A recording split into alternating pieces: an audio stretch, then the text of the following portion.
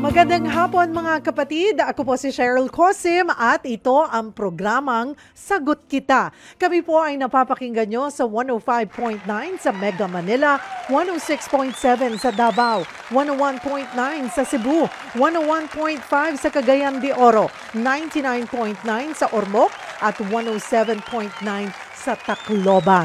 At syempre, maliban po sa inyong radyo, abay present din po kami sa inyong telebisyon. Sa lahat po ng Signal subscribers, kami po ay nasa Channel 19. Ang True TV po ay nasa Channel 19, kaya tutok po kayo. At hindi po kami mawawala sa inyong Facebook at YouTube.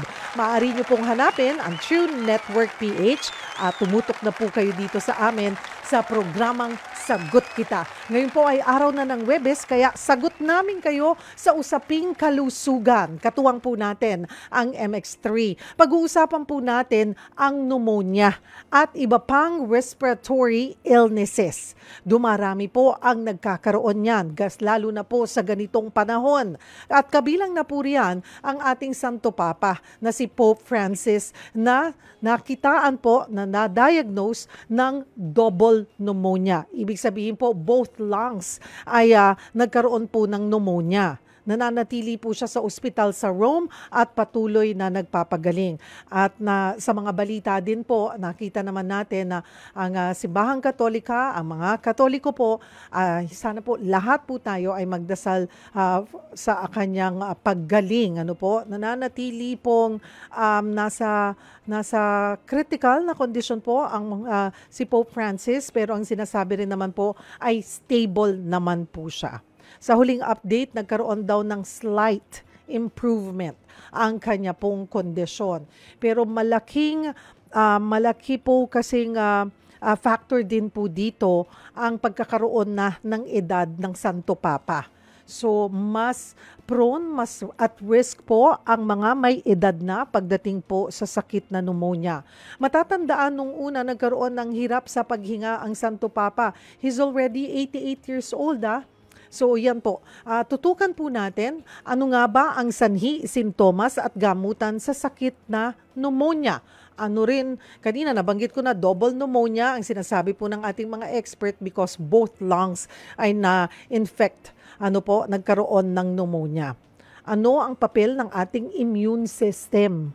Di po ba? Sa paglaban sa iba't ibang uri ng sakit at klase ng lifestyle para sa pag-iwas sa sakit na pneumonia at iba pang karamdaman. Pag-uusapan po natin yan, tutok lamang po sa ating programa, katuwang nga po natin ang MX3. Siyempre, hindi po mawawala ang ating question of the day. Kayo mga kapatid, paano mo pinalalakas ang iyong resistensya? Laban, hindi lamang sa pneumonia, pero sa iba't ibang sakit. Di po ba napaka-mahal magkasakit? Kaya mas mabuti pang pinangangalagaan po natin. Gumagawa tayo ng paraan para manatiling malusog ang ating resistensya or malakas ang ating resistensya. Sali po kayo sa ating discussion. Siyempre, hindi po mawawala ang pamimigay natin ng gift pack mula po sa MX3. 5 po ang pipiliin natin na magkakamit ng gift pack, mga kapatid. Iba't ibang produkto po nila yan at syempre hindi po mawawala ang Holy Bible or daily bread. Mga kapatid, sa kahit anong sakit, mahalaga nga po na malakas ang ating immune system. Bukod po sa tamang diet at exercise, makatutulong din po ang pag-inom ng tamang food supplement. At napakahalaga na ang piliin po nating food supplement ay all natural, katulad po ng MX3. Para sa iba pang impormasyon, panoorin po natin ang video na ito kasama si Dr. Edwin Bien. Since I have been practicing wellness and integrative medicine, that means my concern is to find natural products because there is a trend for patients so that they can also incorporate the traditional as well as the Western approach. And one of those very good products is MX3. MX3 is an all-natural supplement coming from one humble but powerful fruit, the mangosteen. Since many years ago, a lot of countries have termed mangosteen as the queen of all fruits. They have also seen that it has one of the highest ORAC value. When we say ORAC value, that is a measurement of how good an antioxidant property a product has. That means it is able to resist a lot of those free radicals that causes weaknesses and damage to our cells. Aside from what is inside the fruit, is actually what is surrounding the fruit. It is called the pericarp. The pericarp contains the xanthone, and later on, we had it studied in Canada. Nutrisource Canada was able to identify the alpha, the beta, and the gamma nutrients. We were amazed about its health benefits. The alpha nutrient is an anti-inflammatory ingredient, and there are many illnesses that is due to inflammation. The beta nutrient help a lot of people who suffers from infections. They are able to control microorganisms. So together with their regular medications, there is less tendency for long-term side effects. Now, the gamma nutrient they have found to be very good for improving our own immune system so that we are able to resist illnesses, especially from the free radicals around us.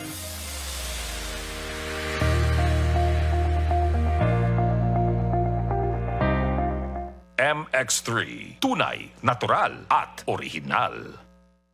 Yung kahalagahan na bilang Filipino chef, ipamahagi natin yung nalalaman nating Filipino cuisine para ma-happy rin sila dito na matikman nila araw-araw. Nandito lang tayo sa restaurant natin, Filipino food.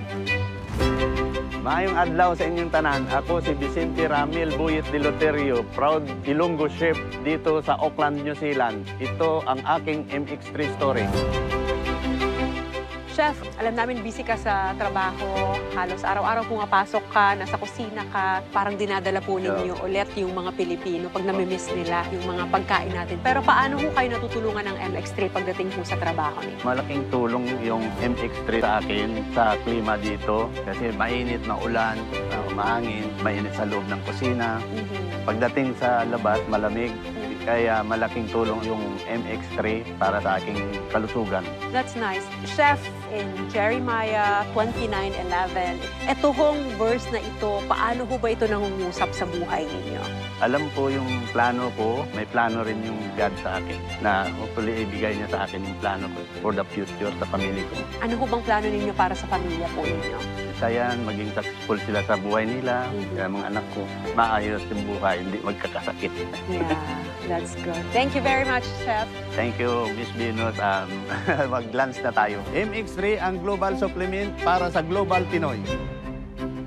MX3, dito ako believe. Before coming to New Zealand, we were praying hard kung ano ba talaga yung plans ni Lord. Came across this Bible verse, which is Jeremiah 29:11. With that verse, parang doon kami nakapag-decide, okay Lord, ikaw na pong bahala sa amin. Kia ora! I am Daryl Kakbay, 44-year-old quantity surveyor from Auckland, New Zealand. And this is my MX3 story. Oh, Daryl, good day. What aspect of your job has inspired you to be at your best? Lalo dito, how did MX3 help you cope up with this kind of work? I have to balance everything from the sports that I do with the stress sa work and also the time that I have to spend with my family. Kailangan mo nang may tutulong sa'yo in terms of yung mga supplements like MX3 and malaki talaga yung difference. I heard you're a hypertensive at 44. Yes. So how does it help you? MX3 capsule. Apart from the maintenance meds that I take, syempre yung MX3, may mga benefits siya na binibigay sa akin. It's natural. Actually, here in New Zealand, yung food nyo is very healthy. Yes. And I think it helps a lot. And yung lifestyle mo din, that you're into sports. Yes. Maganda talaga yung effects sa'yo. sa akin. Good. Yeah. Thank you so much, Thank Daryl. you din po. Thank you din po for having me. Thank you. Yeah. MX3, ang global supplement para sa Global Pinoy. MX3, dito ako believe.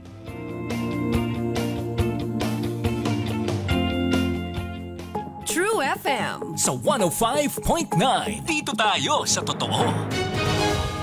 Generosity o bukas palad, tatak Pilipino. Sa krisis nagkakaisa, hindi nag-aatubiling tumulong sa kapwa, pagbibigay ng pagkain at pagsasama sa oras ng paghihirap. Magkaroon kayo ng pag-ibig sa isa't isa nang walang pagkukunwari. Roma 12:9.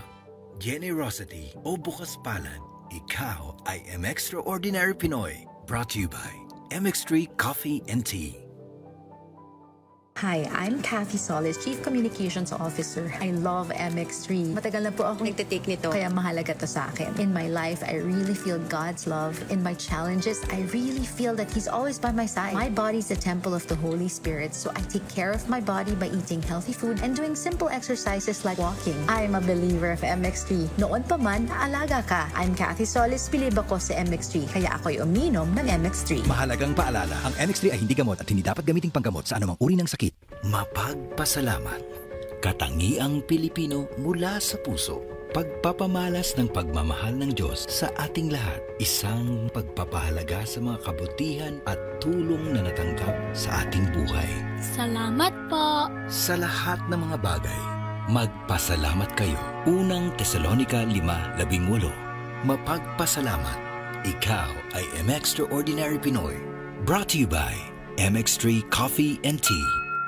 Tanong mo, sasagutin ni Cheryl Cosim. Sagot kita sa True FM sa 105.9. Dito tayo sa totoo.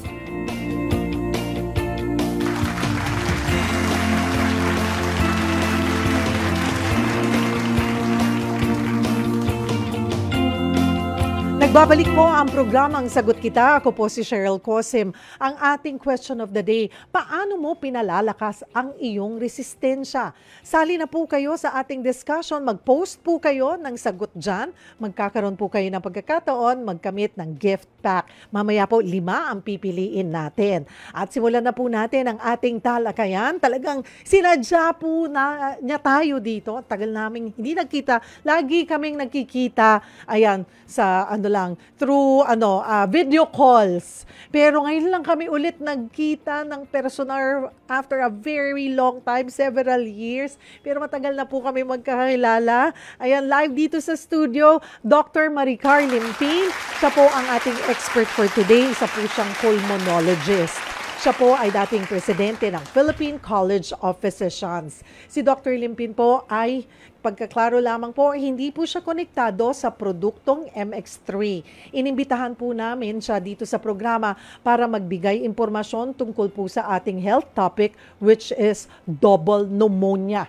At yun nga po, kaya natin minarapat na pag-usapan to dahil alam naman po natin halos araw-araw ay nasa balita po natin ang Santo Papa at hinihikayat po natin ang lahat na ipagdasal po ang Santo Papa para po sa kanyang recovery. Dr. Limpin, thank you. It's good to see you. Yeah, same here. Good to see you, Cheryl, after... Huwag na tayo magbilang. Pre-pandemic. Pre-pandemic. Ayun, pre-pandemic na lang. Pero salamat Doc Times pa po ay magkasama na po kami ni Dr. Limpin. Ayan, at pulmonologist. Okay, pulmo, pneumonia. Ang pneumonia nga po ba sa mga panahong ito po ang pinaka-common na respiratory illness na nararanasan po sa buong mundo? Well, ang pag-ubo, ang pinaka number one or the most common na respiratory symptom, no? Pero like pneumonia is one, yes, I would actually say no, number one na respiratory problem or number one cause of respiratory death, no? Yun yung pinaka nakikita natin, lalong-lalo na sa ating bansa. Pero sa bansa naman natin, pang-apat ang pneumonia sa top leading causes of death. Mataas-taas pa rin yun, Dr. Limpin. Pero ano po yung pinagkaiba ng pneumonia sa ibang respiratory infections? Di po ba katulad po yan ng, let's say, COVID-19? Yes, actually COVID-19 ay isa sa mga pneumonia na meron na tayo ngayon, no? So recognized na siya, included na siya. Yes. Ang pneumonia, ang ibig lang sabihin nito, ito ay isang infection, no? Na ang pinaka-involve ay yung lung units natin, yung baga mismo. Sa mga bata naman, meron tayo yung tinatawag na bronchopneumonia na hindi lang baga kundi pati yung daanan ng paghinga ang affected. So, but sa mga adults, no, basically pneumonia talaga ang isa sa pinakamalaking problema na nakikita natin ngayon. Sige, basic po tayo, Doc. Paano ba nagkaka-pneumonia? Paano nagde-develop ang pneumonia? Saan ba natin yan nakukuha? At once na may pneumonia, i-describe niyo po sa ano ba yung nangyayari pagpasok niyang virus, bacteria? Actually, pag sinabi natin pneumonia, pwede siyang virus, pwedeng bacteria, pwede ding fungus, okay. no? Oo. So, mga amag, no? So, ito yung tatlo na pinakadahilan ng pneumonia. So, napakadami. And, ibig lang sabihin niya, magka-pneumonia ka, mag-i-infect ka kapag may isang tao na mayroong ding ubo, may supon, tapos ikaw ito, nandoon, tapos yung ubo niya, no, parang katulad din ng COVID-19, no? Magi-spread yan sa ere, no? And kung malanghap mo, magi-invade na siya doon sa respiratory system natin. And yun nga, magkakaroon na ng pneumonia yung tao. So, meron ba dyan, sabi nyo, pwedeng fungal, fungus, yes, fungal. Pwedeng virus or pwedeng bacteria. Yes. Yun po bang tatlong yun, mayroon ba dyang pinaka-delikado or lahat yan pwede pag malala, pwedeng ikamatay? Lahat yan pwedeng ikamatay. Kasi di ba minsan, viral lang yan, okay lang yan. Hindi naman yan bacteria, hindi rin pala. Hindi, oo. But kung titignan kasi natin, yung fungal na pneumonia, yung fungus causing pneumonia, hindi yan ganun kadami ang nakikita, ang pwedeng magkaroon yan. It's not that common. Kadalasan nakikita namin yan doon sa mga talagang severely compromised. No? So, meron talagang problema sa immune system. Kaya sila yung mga tao na maaaring magkaroon ng mga fungal infections. No? Pag fungal infection kasi, kung malakas ang resistensya mo, mas madaling medyo labanan. Kaya. Yes, right. Okay. So, kadalasan makikita natin yan doon sa mga may pasyenteng nagkaroon ng transplant, no, na umiinom ng mga gamot against yung rejection, tapos o kaya yung mga pasyenteng may mga HIV, no, kasi talagang ito yung kanilang immune system napakahina, yes, delikado. O kaya ay yung mga pasyenteng umiinom ng matagalan ng steroids, no, so nasusupress din yung immune system. So kadalasan ganyang klase ng tao ang maanuhan natin. Hindi katulad ng bacteria at saka virus, no? Common yung dalawa, no? At expect natin na mas malala ang makikita nating klase ng infection. Hindi lang doon sa immunocompromised, katulad ng mga nabanggit ko, kung hindi, maski doon sa mga merong pre-existing diseases, no? Kasi hindi ganun kahina, pero medyo high risk sila, no? Kasi meron silang sakit sa puso, may mga sakit sa baga, katulad ng COPD, o kaya hika, o kaya bronchiectasis, no? At yung mga tao din na mga cancer patients, no? Kahit yung hindi na sila umiinom ng mga anti-cancer, pero nagpapagaling na o in remission, but they are still rendered parang relatively weak. Hindi naman talaga weak na weak, but relatively weak. So, ito yung mga tao na most likely pwedeng magkaroon ng viral and bacterial pneumonia. What happens to our body? Paano ba yan, paano yan nagtatravel sa katawan? Kunwari, bigla kang nakalanghap. Okay. What happens? It directly attacks our lungs? No, actually, pag nalanghap natin yung mikrobyo, no, virus man o kung ano man, it enters the respiratory system, tapos nagkokos ng infection, and then yung infection na yon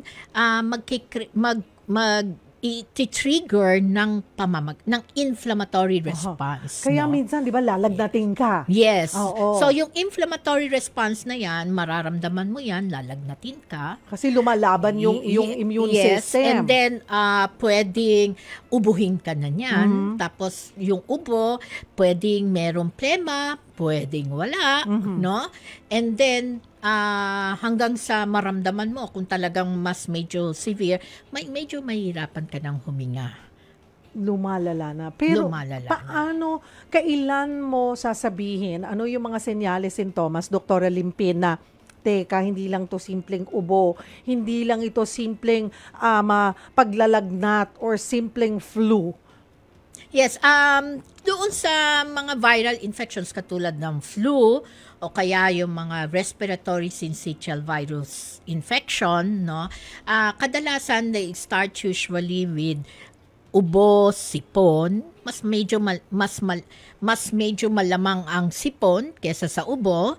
Tapos kadalasan sumasakit ang kalamnan o yung mga buto-buto, no? So doon medyo viral. But we expect pag viral infection, ano lang siya for a limited period of time. So, pwedeng tumagal siya ng mga 5 araw, bihira na yung 7 araw, then afterwards, okay ka na. So, kahit wala kang inumin na gamot, na like antibiotics, kusa kang gagaling. Pwede kang gumaling doon, no? But of course, sa mga medyo matatanda, sorry ha. But sa mga medyo matatanda o ano yung medyo matatanda, Dok? Kasi ako 51 na ako eh. Hindi Pasok pa na ako doon. Hindi. Hindi pa. 60 years old. Okay, 60 sa mga years seniors old. po Yeah, natin. yung mga senior citizens natin, yun nga, yung mga may pre-existing conditions, Also, no? Maaring hindi lang sila yung 5-7 days, no? Kaya merong mga pasyente na pwedeng atakihin sila ng hika nila o kaya ng kanilang COPD that can lead to hospitalization, no?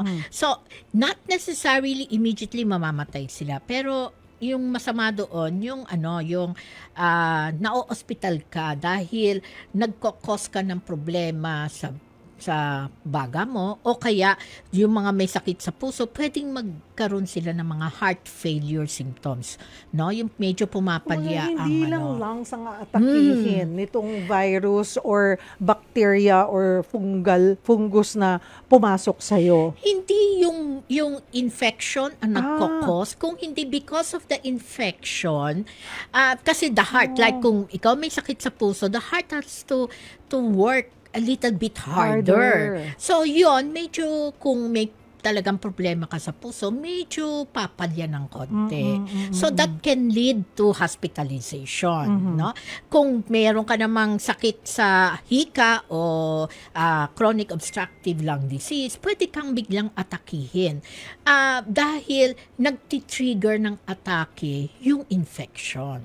Okay? Not because the infection itself is the one that is causing the heart failure, yung atake sa COPD o hika, no? Hindi ganon. But it triggers a lot of things kasi the heart and the lungs will have to work harder. So, Dok, pwedeng may pneumonia ka nang hindi mo alam na naka-recover ka on your own, lalo na kung karang mga viral lang. Opo, na malakas naman ang iyong immune system. Yes, right. Pwede kang makarecover. Pero doon sa kaso ni Pope Francis, na ito, na-mention nyo na po kasi mga seniors. Pope Francis is 88. Tapos, paano naging double pneumonia? Paano nagiging double pneumonia? Sa simula ba, isang lung lang talaga, tapos naaatake yung yung pangalawa, or pwedeng talaga sa simula double pneumonia na agad? Yeah, so pwedeng sa simula parehas. Parehas ka. Ang double pneumonia, baka mag-isip yung mga tao, ano ibig sabihin ng double pneumonia, kasi Doc, no? diba? Pneumonia itself, nakakatakot na. Tapos yes. bigla mo pa sinabing double pneumonia. Gano'ng kalala yun? Diba? Opo. Ang double pneumonia, ang ibig lang sabihin yan, hindi dalawang klase ng pneumonia meron ka. Kasi pag sinabi mong dalawang klaseng pneumonia, it can be meron kang viral, may bacterial, may ganon. At pwede yun. Pero pwede rin mangyari. Oh, nag-uumpisa sa viral, tapos nagkakaroon ng superimposed bacterial infection. Pwede rin naman na may bacterial infection, may superimposed fungal infection din. No? So, pwedeng mga ganun. But that is not what we meant by double pneumonia. Ang ibig sabihin nun ng double pneumonia, yung parehas na baga ang affected ng infection. Kasi kadalasan, usually, isang baga lang yun. Yun na apektuhan. Either yung kanan lang o yung kaliwa. Pero sa mga kaso ng mga elderly, ito 88 years old. Yes, So, yes. mas medyo mataas yung risk, no? Even by considering the age, between a 60 years old and an 80 years old, mas tumataas ang risk ng 80 years old kesa sa 60. Ito, si Pope, 88 years old.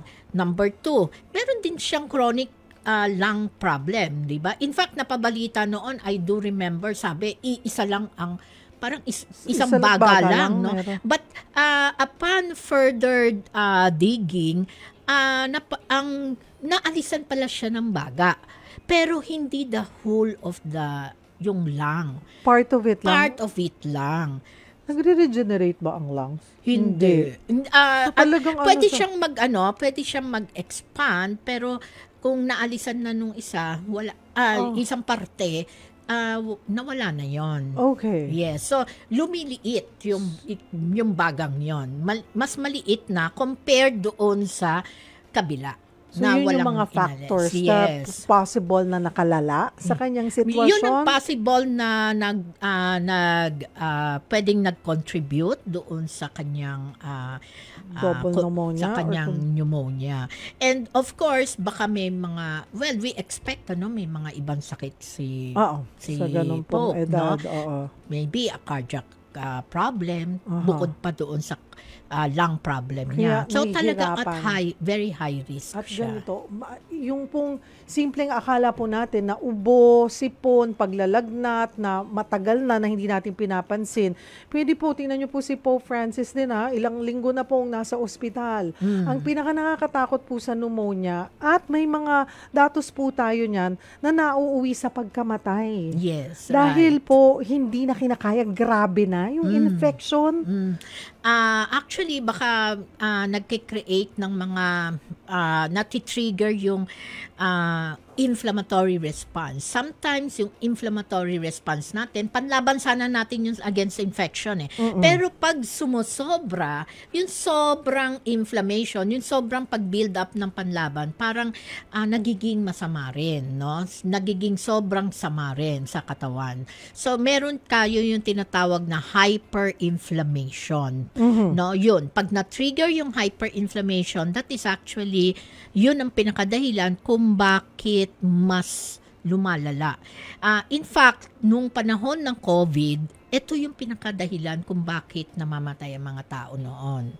Because of the hyperinflammation. Tapos parehas, lahat halos ng mga nagka-COVID noon na ICU, lahat yan bilateral ang pneumonia.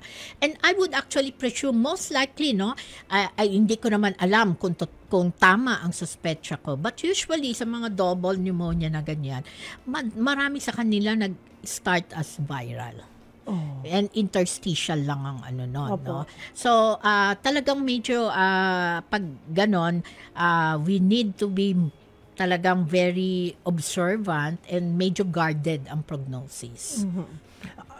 Dito po sa atin, may datos po ba tayo na ano pong klaseng pneumonia ang mas common po sa atin? Ang kadalasan na cause ng pneumonia natin na nagiging dahilan ng pagkamatay ay bacterial ang pneumonia, no? And the most common cause ng bacterial pneumonia ay yung tinatawag nating streptococcal pneumonia. What is streptococcal pneumonia? Ito yung organism na nagko-cause ng bacterial pneumonia. And that is also the reason dahil siya ang pinaka-common na cause ng pneumonia natin, bacterial pneumonia natin. Kaya meron tayong bakuna against that. I was gonna ask, paano tayo makakaiwas sa pneumonia? Naalala ko nung pandemya, lahat nagpanic. Wala pang bakuna, nagsisimula pa lang ang COVID. So dahil nga lungs, respiratory, so lahat siguro halos lahat ay nagpabakuna po ng laban sa pneumonia at meron yes. Diba, Doc? Naalala ko kami, nagpa-service pa kami. Flu. Yes. Diba noon, meron pang na may flu vaccine kasi merong mga reports na maaaring kapag nag-receive ka ng flu vaccine, ang chance na mabigyan ka ng protection against COVID ay mas mataas, no? But we know na dahil hindi parehas ang target na na virus nung flu at saka yung COVID-19. Therefore, hindi talaga mag-i-effect ng ganun kaganda ang flu vaccine against COVID. Okay. Kailangan targeted kasi Cheryl, para mas maging very effective yung bakuna natin. Okay, speaking of bakuna, isa ito sa para makaiwas. Okay, ang bakuna, klaruhin natin, hindi 100% na hindi ka natatamaan ng sakit na yon. Kung saan ka man, kung anumang klaseng bakuna po yan. Pero mataas yung chance mo ng protection laban doon sa sakit na yon. Tama po ba ako, Doc? Okay. Tama yan. Lalo na doon sa viral infection. No? Pag nag-ano ka nung bakuna, hindi ibig sabihin hindi ka na magkakaroon ng pneumonia. Okay? But, o kaya katulad ng flu, no? Kung flu vaccine, hindi ka ibig sabihin hindi ka magkakaroon ng flu.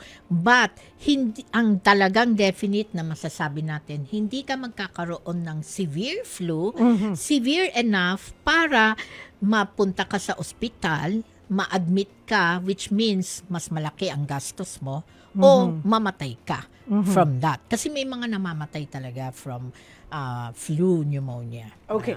Pneumonia. Pneumonia vaccine. Sino, anong edad dapat ito? Lahat ba dapat nagpapabakuna laban po sa pneumonia? Yeah, ang recommendation talaga ay para doon sa mga may edad. Actually, medyo a little bit lower ang age na binibigyan namin ng pneumonia vaccine. So 50 years old and above, binibigay na namin, nagre-recommend na kami.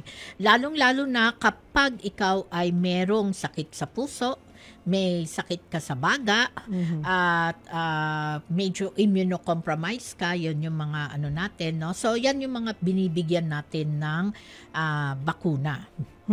So, yung mga bata, hindi. Hindi. Pero yung mga sobrang bata rin, no? I started with the adult kasi adult ang tinitignan ko. But yung mga bata din, yung mga less than 5 years old. Remember, Cheryl, yung napabalita ngayon na bagong coronavirus, di ba? Meron yung HK5U na nakita doon sa bats.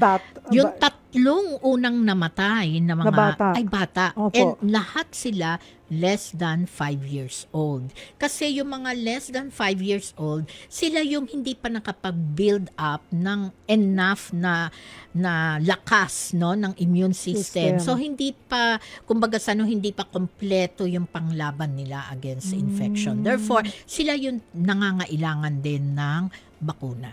Okay, Doc. Itong naalala ko, nagpabakuna ka, yung I don't know if this is a brand, pero merong PCV13. Meron bang dalawang klase yan ng bakuna? Yung nauna, yung PCV13, ibig sabihin may protection ka against 13 strains ng streptococcal pneumonia. Tapos yung mas bago, yung PCV15. Okay, ang nire-recommend sa ngayon ay yung PCV15. Yes. Okay. Kailan lumabas yung bagong PCV15? Medyo matagal-tagal na. Pre-pandemic pa. Cheryl, yes. Pero meron actually kaming brand ba yun? Yan, that's the brand, That's the brand ng PCV15. Oh, that's what we got. Okay. Yes, Yan na yung... Tapos, but ang problem, you need that. So, ang recommended, you need to have that.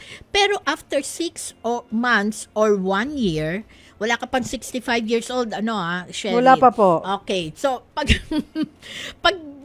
after 6 months to 1 year, you need to receive yung isang klase ng pneumonia na vaccine. Yung polysaccharide vaccine. Paano yan, Doc? Kunwari, 2020 pa to, 2025 na. So, nawalang saysay na yung ko? Yeah. Dapat, dapat kasi hindi lahat ng strain covered nung PCV. So, and when I say hindi lahat ng strain, I am referring to the common strain na nagkakos ng pneumonia. Kasi merong mga strains doon na covered pero hindi ganun ka-common na nagiging dahilan ng infection natin.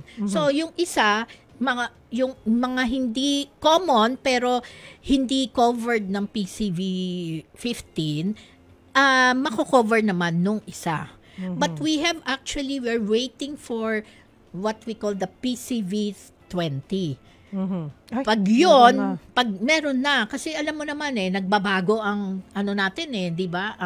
Marami tayong advances in medicine. So we're waiting now for the PCV 20 kasi pag yun lumabas, yun na lang ang kakailanganin natin. Yes. Okay, so papaalalahanan po natin lahat na pinakamahalaga na pabakunahan nyo po ay yung mga seniors po ninyo. Yes, Yun right. po. At yung may mga pre-existing heart conditions at saka lung problem, yung mga may diabetes kasi regardless of age. Okay. And then yun ding syempre yung mga immunocompromised kasi we need to protect them from this very common cause of death. No? Okay. Pneumonia death. Maliban po sa pagbabakuna, sa kahit na anong klase ng sakit, Doc, lifestyle is very important. Yes, correct.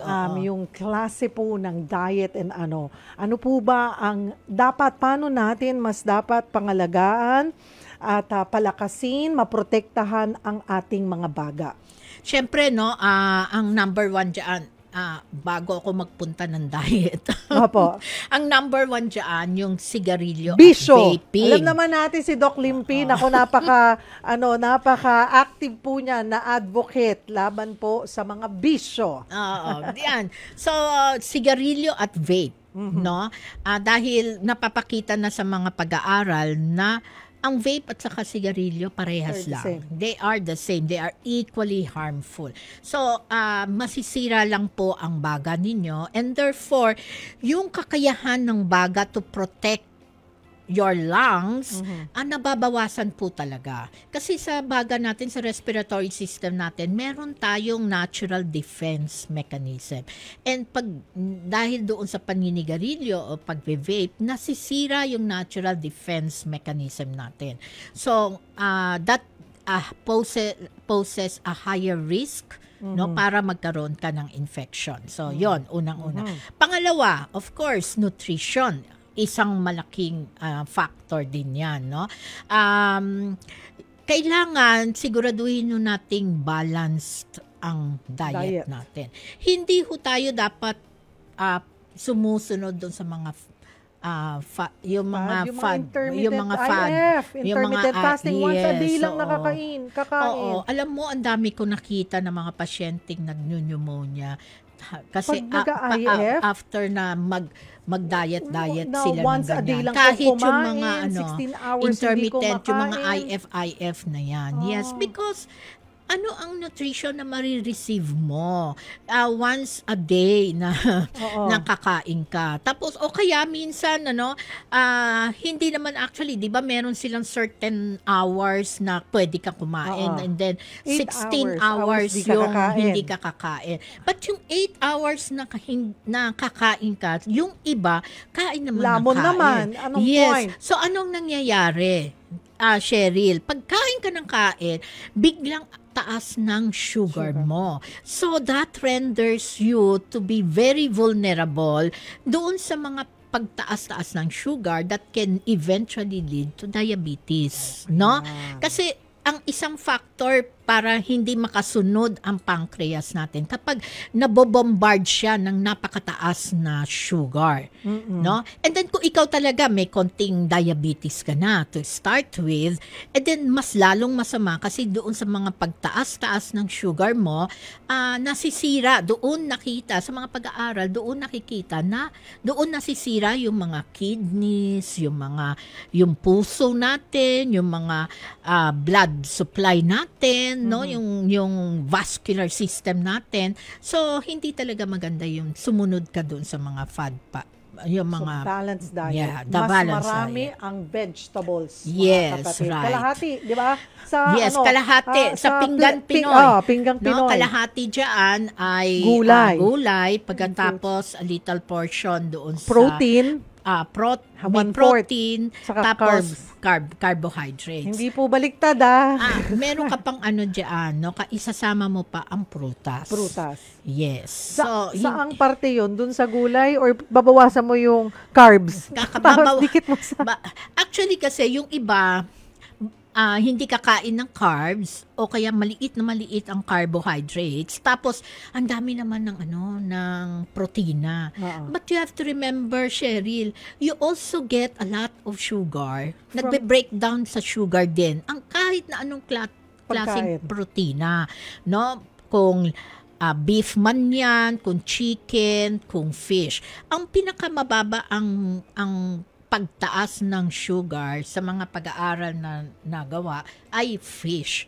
Susunod dyan ay chicken, tapos pork, and then beef. Yes. Pinakamataas ang beef. Yes. Yan ay sa pag-aaral noon, no? Ano pa lang ako noon, intern pa lang ako noon, nag-aral, ako ni Dr. Fernando, So, Ricardo Fernando, although wala na siya sa atin, So, yan yung isa sa mga pag-aaral na ginawa namin. Yan, mga kapatid, balanced diet. Pag ganitong mga sakit, ayaw nating ma-ospital. Gusto natin may natural tayong panglaban sa kahit na anong sakit na tatama sa atin. So, para po mapanatiling malakas ang ating immune system, ang ating kalusugan, sabi nga, very basic. Na alam po natin, may minsan talaga matitigas ang ulo po natin, Very basic, balanced diet. Yes. Walang bisyo. Ayan, nangingiti si Doc. Walang bisyo. Dito tayo, Doc. Meron pa ako Ay, sige po, bago ako pumunta sa mga netizens. And then, kailangan din kasi natin ng sapat na pagtulog. Yes, no? Kasi in this era na masyadong ang Facebook, yung mga social media, hihintay mo makatulog ka, nakatalugan mo, pero ayaw mong bitawan yung gadget. Yes. So, actually, hindi lalo na sa mga bata. Sa mga bata ngayon, halos hindi sila nakakatulog dahil sa social media na yan, Ikipag-away sa mga magulang. Or 5 minutes. Yung pamangking ko, Mr. 5 minutes ang tawag ko. Inabot na ng kalahating oras yung 5 minutes, Doc. So, ang importante kasi sa tulog, we need... Our body, kailangan nating makarecover from the daily stresses, ng buhay natin. So, importante yung tulog. Pag hindi sapat ang tulog, syempre, manghihina ka rin. Bababa ang immune system, ang iyong resistensya. Ayun, yan ang gustong-gusto ng virus, ng bacteria, mga kapatid. Correct. Diyan sila, nagpa-party sa mga ganyang klase ng katawan, mabababa ang resistensya. Okay, Doc, may mga questions po tayo before we let you go sa ating mga, mula po sa ating mga netizens. Si Ronald Tumbaga, Doc, traditional cure ko po sa pneumonia ay pininong mga bawang. Nilalagay ko sa garapon ng honey. 1 kutsara bawat take. Okay din po ba yon? Wala ho tayo kasing pag-aaral tungkol dyan, kaya wala po akong maiko-comment. Wala po akong mako-comment dyan, But ang pinaka-importante, kasi pipino naman ay gulay, Hindi siya cure. Pero hindi siya cure. Maybe meron kang nutrition from honey and bawang, antibacterial, pero hindi siya cure. Hindi mo sasabing, talaga. Hindi mo siya cure. At hindi siya gamot. Hindi rin natin masabi na makakatulong siya for prevention. Kasi wala ho talagang pag-aaral na magpapakita na makakatulong siya. Okay. Si Mark Mendez, nagagamot po ba sa pag-inom ng antibiotics ang pneumonia o kailangan po talagang ma-ospital? Hindi lahat ho ng pneumonia kailangan ma-ospital. Yung mga, kung tawagin ho namin low risk pneumonia, pwede ho yan sa bahay lang. In fact, meron ho kami sa guidelines namin, dapat talaga sa bahay lang yan. Medyo nasisita ho yan, yung mga doktor kapag inadmit sa ospital, tapos hindi naman dapat na ma-admit, kasi meron ho kaming parang nag-audit ho kami, and kapag na-admit tapos hindi naman dapat i-admit, medyo nasisita ho ang mga doktor. So actually bira po yung doktor na magpapa-admit, dahil kung low risk pneumonia lang. But kung moderate, then kailangan ho na talaga ninyong ma-ospital. At usually, nakikita ho namin yan doon sa mga pasyenteng may edad, mga seniors, at kung may mga sakit ho kayo sa baga, sa puso, at hindi lang po isang segment ang involved na baga. Baka po minsan the whole, kunyari, buong lower lung ang affected, then medyo kakailanganin ho namin na ma-admit ka. Pero nasa lang po yon, ward. Okay. Pag sa ICU, meron din kaming sa mga high risk naman yon. Pag ganun ho, parang katulad na ho kayo ni Pope, no? Yes. Doc, pa ang huli po na tanong, si Myla de la Cruz, ano po ba yung sign na kailangan ng magpatingin sa doktor? Baka po kasi asthma lang tong nararanasan ko. Madalas po akong maha po. Ay, nako. Kailangan ho ninyong magpatingin kasi ang hapo, hindi po yan, unang-una, hindi yan normal. Kahit to sabihin ho natin kayo po ay may hika at iniisip ninyo baka yung hapo ninyo ay dahil sa hika. The more kailangan kayong magpatingin kasi baka kung ano pa po ang mangyari sa inyo. Baka mas lalong lumala. Kailangan hong gamutin, parehas yan, yung hika at saka yung infection ninyo. Doc, thank you for joining us this afternoon. Siguro po muli, huling paalala po sa ating mga listeners and viewers. Yes, para sa ating mga kababayan, siguro ang pinaka-importante sa ngayon, we need to lead a healthy lifestyle. Pangalawa, kailangan hong proteksyonan natin ang ating mga sarili against pneumonia. Magpabakuna ho kayo nung mga kailangan yung pneumonia. Number 1 ho dyan, yung pneumonia vaccine. Number 2 po, yung flu vaccine. And then may pangatlo ho, medyo a little bit more expensive. Actually, hindi lang a little bit, but really expensive. But kakailanganin ninyo ito, lalong-lalo na kung sa mga elderlies, yung tinatawag ko naming RSV vaccine, no? Yung bakuna against respiratory syncytial virus. Kasi nakita na namin ngayon, marami din itong virus na ito nagkukos ng problema na nagiging dahilan ng admission ng mga tao sa ospital at nagiging dahilan din para mamatay sila from cardiovascular and respiratory diseases. Seniors po yan? Yes, seniors at saka doon sa mga merong sakit ng talaga. Okay. RSV? Yes. That's different from pneumonia vaccine. Iba pa po 'yon. That's also for viral. That's also a viral infection. Okay. Na mas mataas pa ang prevalence kesa doon sa flu. Alright. Okay. Ayan po. Sana po mga kapatid ay narinig nyo po ang bibilin po sa atin ni Dr. Limpin. Thank you for joining us. Salamat po. Ayan, yan po si Dr. Maricar Limpin, ang ating pulmonologist. Again, we're clearing lamang po, si Dr. Limpin ay hindi po siya konektado sa produktong MX3. Inambitahan po siya ng programa para magbigay impormasyon tungkol po sa ating health topic na pneumonia. Huwag po kayong bibitaw, magbabalik po ang programang Sagot Kita.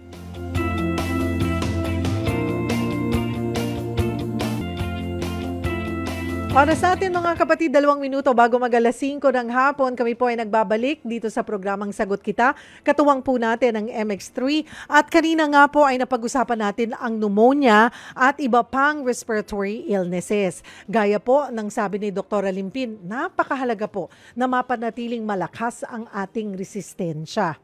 No? Balanced diet, exercise, enough sleep, sapat na oras ng pagtulog ay mahalaga para mapanatili po natin ang ating malakas na pangangatawan. At makakatulong din po mga kapatid, di ba minsan hindi natin nakukuha yung tamang nutrisyon sa ating mga kinakain araw-araw dahil hindi tayo nakakapag-prepare talaga, mabilisan. So mahalaga po na may katuwang tayo, katulong po tayo, mayroon po tayong food supplement na makakatulong sa iba pang nutrisyon.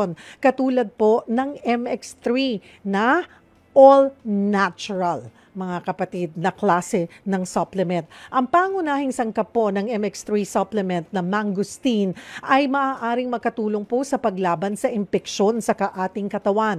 Tumutulong po itong antioxidants ng MX3 sa pagpapalakas ng ating depensa laban sa mga iba't ibang uri, iba't ibang virus at bakterya. Nagbibigay rin ito ng energy support na nakakatulong sa pangkalahatang kalusugan.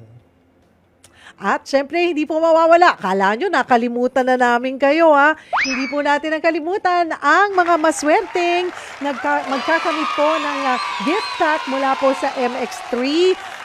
Si G. Samurai, Mark Mendez, Myla De La Cruz, Eddie Letada at Mario Leiva Jr. Congratulations! Kayo po ang 5 winners po natin ng gift pack mula po sa MX3. Please mag-send po kayo ng direct message po sa Sagot Kita with Cheryl Cosim FB page. Doon nyo po ipadala direct message, pangalan, kompletong address, contact number at date ng inyong pagkapanalo para agad po naming maipadala sa inyo ang inyong mga gift pack. Diyan po nagtatapos ang 1 oras na tanungan at sagutan. Bukas, magsama-sama po tayo ulit dito. Katuwang muli natin ang MX3 tomorrow at spiritual na kalusugan naman po ang ating bibigyang pansin. Ako po ang inyong kapatid, Cheryl Cosim. Sagot Kita!